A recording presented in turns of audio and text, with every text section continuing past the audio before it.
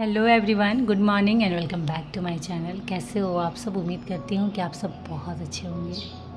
तो अभी हो रहे हैं सुबह के 6 और मैं यहाँ एंजॉय कर रही हूँ अपनी सुबह वाली चाय।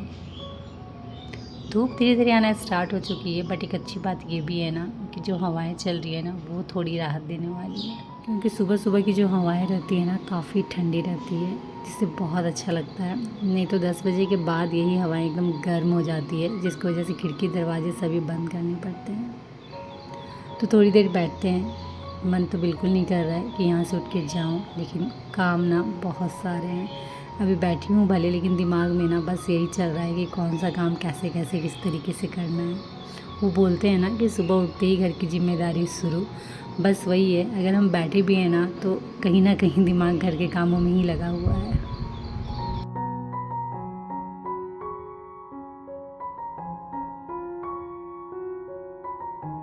थोड़ी देर बैठने के बाद अब टाइम हो गया है वापस से घर के कामों में लगने का। तो चलिए चलते हैं किचन, क्योंकि सुबह के जो काम स्टार्ट होते हैं ना वो किचन से ही होते हैं। वैसे तो बच्चों की छुट्टियां चल रही है, तो टाइम टू टाइम सब कुछ नहीं करना है कि टाइम पे नाश्ता लंच सब कुछ रेडी करना है। बट फिर भी अगर नाश्ता टाइम पे बन जाए ना तो काम करने में हमें ही आसानी होती है। बच्चों को एक तो नाश्ता टाइम पे मिल जाता है, और सेकंड जब हम काम करते हैं ना तो उस बीच कोई डिस्टर्बेंस नहीं होती है। तो इसलिए फटाफट मैं पहले नाश्ता रेडी कर देती हूँ, उसके बाद फिर घर के कामों में लगूंगी।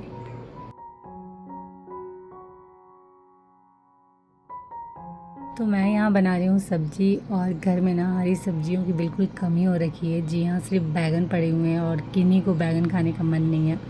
तो मैंने ना रात में चने भिगो दिए थे, तो अभी मैं बनाने वाली हूँ आलू चने की सब्ज़ी। तो बस वही मसाले फ्राई करने में लगी हुई हूँ, और सारे मैंने खड़े मसाले ही डाले हैं। बस टमाटर को मैंने प्यूरी बना के डाला है, और अब इसमें ऐड करने वाली हूँ पाउडर वाले मसाले। जी हाँ, जैसे हल्दी पाउडर, मिर्चा पाउडर, धनिया पाउडर, कश्मीरी लाल मिर्च पाउडर। ये सारे ऐड करने के बाद इन्हें अच्छे से मिक्स करूँगी, अच्छे से चलाऊँगी, अच्छे से फ्राई करूँगी, ताकि जो मसालों की खुशबू है ना पूरे घर में फैल जाए। और आलू चने की सब्ज़ी की सबसे ख़ास बात ये है ना कि अगर मसाले आपके अच्छे से फ्राई होते हैं ना तो सब्ज़ी बहुत टेस्टी लगती है।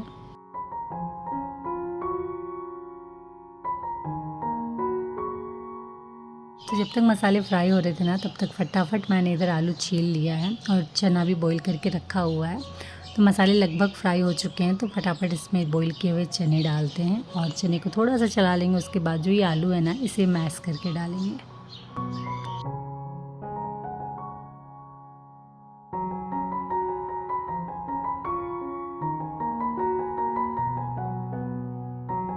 तो मसालों के साथ मैंने आलू चना को अच्छे से फ्राई कर लिया है, और अब बारी थी पानी ऐड करने की। तो पानी बिल्कुल कम डाल रही हूँ, क्योंकि आलू चने की सब्ज़ी में ना ग्रेवी ज़्यादा अच्छी नहीं लगती है। मीडियम हो तो टेस्टी लगता है आलू चना, नहीं तो बहुत बार ना सिर्फ मसालों के साथ लटपट जो आलू चना रहता है ना वो भी काफ़ी टेस्टी लगता है। लेकिन हमें खाना है रोटी के साथ, तो थोड़ी सी ग्रेवी तो चाहिए।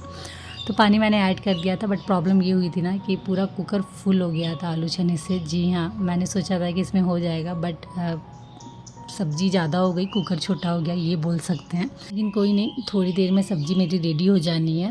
और इधर ना सिंक में थोड़े बहुत बर्तन पड़े हुए थे, तो उसे मैं फटाफट वॉश कर दे रही हूँ। क्योंकि किचन में अगर आप हो ना और अगर आपको काम दिख रहा है ना तो साथ ही साथ कर डालो, इससे ना आप ही को आसानी होगी, फिर दोबारा से आके उस कामों में आपको नहीं लगना होगा। और सबसे अच्छी बात क्या होती है ना, अगर आपका सिंक क्लीन रहेगा ना तो किचन ऑलरेडी क्लीन लगता है। और जब से मैंने अपने किचन का मेकओवर किया है ना तब से कोशिश कर रही हूँ कि किचन बिल्कुल साफ़ सुथरा रहे। एनी टाइम कभी भी आप किचन में आओ ना आपको एकदम फ्रेश फील हो।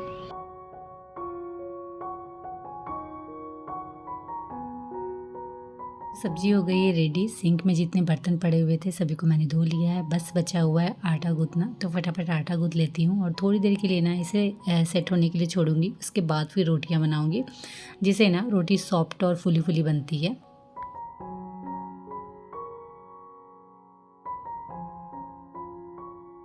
तो किचन का काम ऑलमोस्ट डन हो चुका है। सुबह का नाश्ता लगभग लगभग कंप्लीट है, बस मुझे रोटियां बनानी है। तो थोड़ी देर आटा सेट होता है ना उसके बाद रोटियां बनाऊंगी। और वैसे भी अभी ना आयुब के ऑनलाइन क्लासेस चल रहे हैं, प्रीत के ट्यूशन वाले सर आने वाले हैं, तो अभी इनके क्लासेस चलेंगे। और ये जब क्लासेस डन हो जाएंगे ना उसके बाद फिर गरम गरम रोटियाँ बना के नाश्ता लगा दूँगी बच्चों को।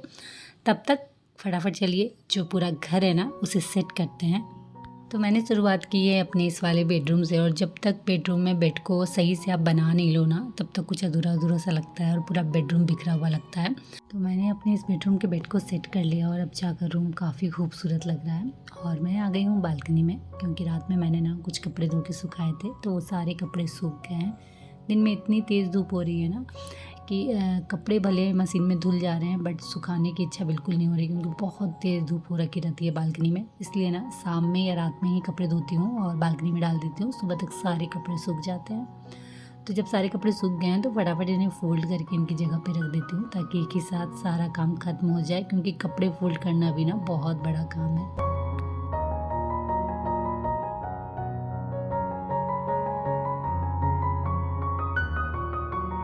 और एक-एक करके जब आपके सारे काम धीरे-धीरे डन होते जाते हैं ना, तो दिल को बहुत ज़्यादा सुकून मिलता है कि चलो और एक काम सही से हो गया। तो कोशिश यही है कि धीरे-धीरे करके जितने भी घर के काम है ना, जो भी मेरी ज़िम्मेदारी है ना, उसे सही से निभाऊँ और सही।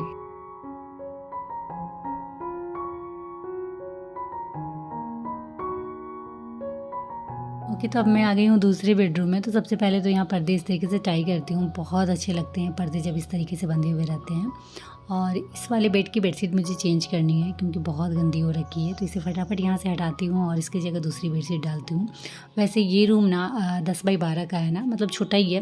तो इस रूम में जितनी लाइट कलर की बेडशीट डालती हूँ ना, उतना ज़्यादा रूम स्पेसियस लगता है। और इस बार मैंने इस रूम में पिंक कर्टन यूज किए हैं, पिंक कर्टन डाले हैं, जिसकी वजह से ना रूम बिल्कुल नया सा लग रहा है, बिल्कुल चेंज सा लग रहा है और काफ़ी अच्छा लग रहा है।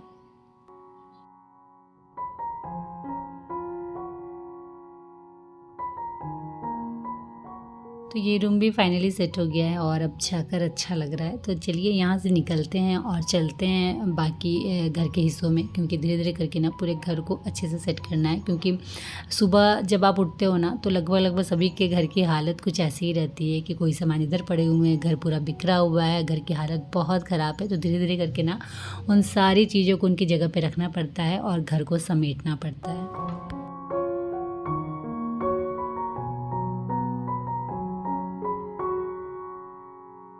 तो पूरे घर को मैंने अच्छे से अरेंज कर लिया है, बट सिर्फ ये रूम बचा हुआ है, क्योंकि इस रूम में यूग की चल रही है ऑनलाइन क्लासेस, तो अभी मैं उसे डिस्टर्ब नहीं करूँगी। तो फ़िलहाल इस रूम से निकलते हैं, जब इसके क्लासेस ख़त्म हो जाएंगे ना, उसके बाद फिर इस रूम को क्लीन करूँगी। चलिए फटाफट चलते हैं वापस से किचन, क्योंकि रोटियाँ बनानी अभी भी बाकी है, और जब तक मैं रोटियाँ बना के ख़त्म करूँगी ना, तब तक यूग के ऑनलाइन क्लासेस भी डन हो जाएंगे। तो फटाफट दोनों बच्चों को नाश्ता लगा दूँगी और उसके बाद फिर अगेन अपने कामों में लग जाने वाली हूँ।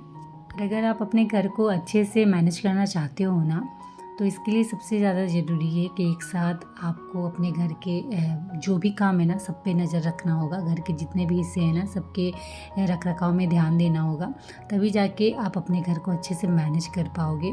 कई बार होता है कि हम बहुत ज़्यादा थक जाते हैं, तो एक बार में एक ही काम हो पाता है, लेकिन फिर भी कोशिश करिए कि अगर एक साथ 2-3 काम आप संभाल लेते हो, तो साथ ही साथ उसे भी निपटा दीजिए।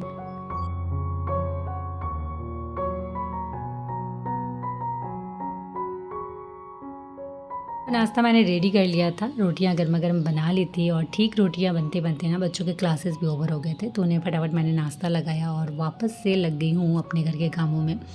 तो बालकनी में मैं आ गई हूँ, क्योंकि मुझे बालकनी धोना था और साथ ही साथ पौधों को पानी भी देना था। और अभी इतनी तेज़ धूप हो जाती है ना कि बालकनी का जो फ्लोर है ना, बहुत ज़्यादा गर्म हो जाता है, जिसकी वजह से ना शाम में भी यहाँ बैठना पॉसिबल नहीं है। तो थोड़ा सा पानी से धो देती हूँ ना, तो थोड़ी बहुत ठंडक रहती है, नहीं तो फ्लोर ना एकदम तपता है। तो इसलिए अभी डेली वाली ड्यूटी हो गई है कि बालकनी को धोना ही धोना है। और पौधों की हालत मैं क्या ही बोलूँ, इतने शौक से पौधे लाते हैं, लगाते हैं, बट धूप की वजह से ना पौधे एकदम मुरझा जा रहे हैं। 2-3 टाइम पानी जैसे भी इन पे देना है, नहीं तो जो मिट्टी है ना तुरंत सूख जा रही है। और अभी मैंने हाल फिलहाल ना 2-3 प्लांट और लाए हैं नर्सरी से, तो आई होप जल्दी से बरसात हो, ताकि मेरे पौधे एकदम हरे भरे रहे, क्योंकि पौधे थोड़े से भी सूख जाते हैं ना, तो बिल्कुल अच्छा नहीं लगता है। जो घर के मेन काम थे ना, वो सबको मैंने कर लिया है, बस अभी थोड़ी बहुत क्लीनिंग बाकी है, वो करनी है। तो सबसे पहले तो जो ये आप जूते चप्पल देख रहे हो ना, इनकी साफ़ सफाई मुझे करनी है। ये डेली यूज वाले जूते चप्पल है, काफ़ी गंदे हो रखे हैं और पसीनों की वजह से ना और ज़्यादा गंदे हो जाते हैं और स्मेलिंग भी करने लगते हैं। तो बीच बीच में गर्मियों में ना इन्हें अच्छे से मैं वॉश कर देती हूँ। वैसे तो बच्चे या फिर ये भी जब बाहर से आते हैं ना तो पैर धो के ही अच्छे से घर में घुसते हैं, बट फिर भी चप्पल अच्छे से धुलती नहीं है, जिसकी वजह से बीच बीच में ना अच्छे से स्क्रब से सर्फ से मैं इन्हें क्लीन कर देती हूँ। और बहुत ज़्यादा गंदा निकला है, आप देख सकते हो जब मैंने चप्पलों को धोया है। सिर्फ ये चप्पलें ही हैं, सैंडल ही हैं, जूते तो हैं भी नहीं। बहुत ज़्यादा गंदा निकला है, लेकिन हाँ अच्छे से क्लीन हो गया है।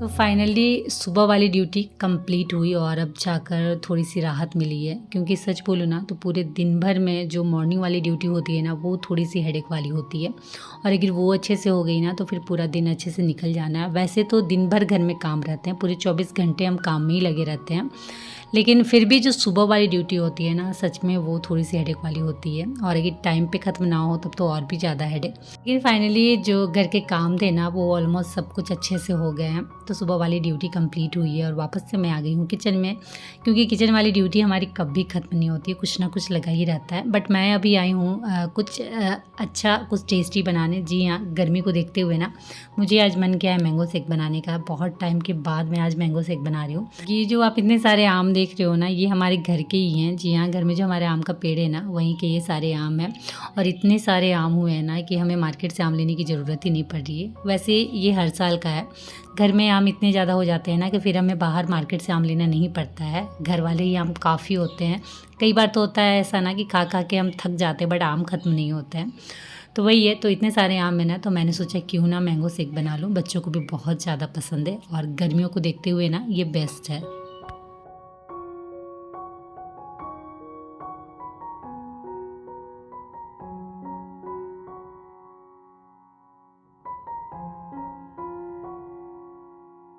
तो जितने भी आम थे ना सभी के मैंने अंदर वाले जो गुद्दे होते हैं वो निकाल लिए हैं, और अब ये रेडी है मैंगो शेक बनाने के लिए।